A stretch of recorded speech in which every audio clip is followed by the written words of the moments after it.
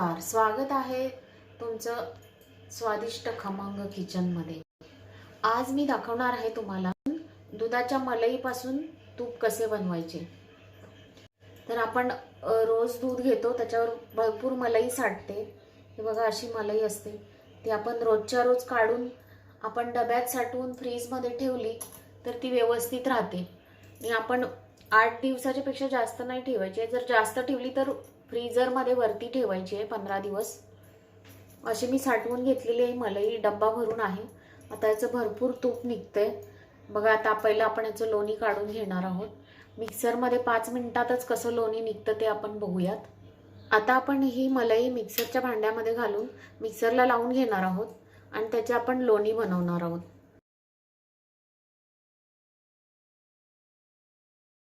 मलाई जास्त आहे त्यामुळे मी थोडी थोडी घेत आहे। हे अर्धा आपण नंतर घेणार आहोत।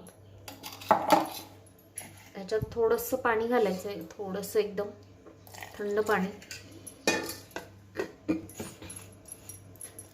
आता आपण ह्याच्यातलं लोणी काढून घेणार आहोत।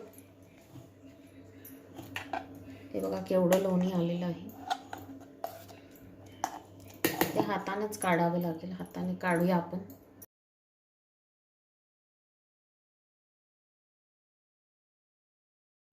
आणि हे आता आपण थंड पाण्याने धुवून घेणार आहोत।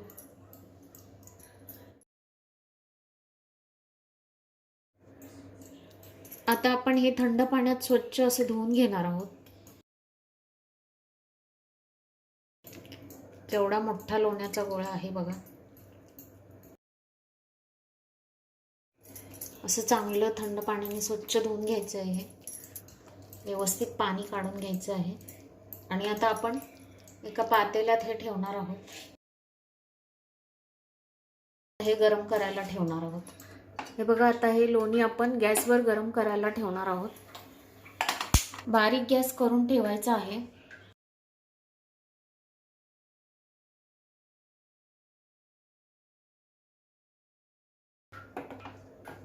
हे बघा, ह्याला वेळ छान वितळायला लागला, 15 मिनिटं लागतील। गॅस बारीकच ठेवायचा बनायला आणि हलवत राहायचंय मध्ये मध्ये।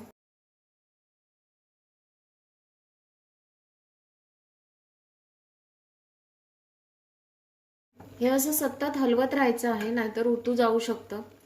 भांडं मोठंच ठेवायचं आहे जेणेकरून उतू जाणार नाही। तरी पण सतत हलवत राहावंच लागेल।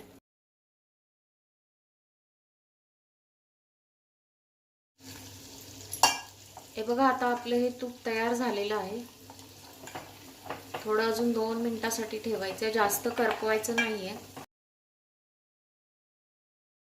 हे आता आपलं तयार झालेलं आहे।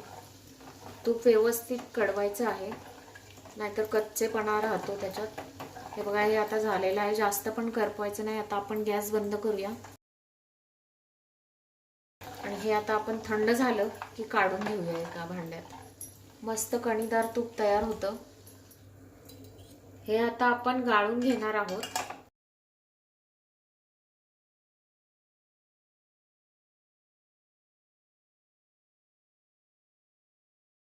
तूप तयार झालेलं आहे मस्तपैकी। जर तुम्हाला व्हिडिओ आवडला असेल तर व्हिडिओला लाईक करा, शेअर करा आणि माझ्या चॅनलला सबस्क्राईब करून बेल बटन दाबायला विसरू नका।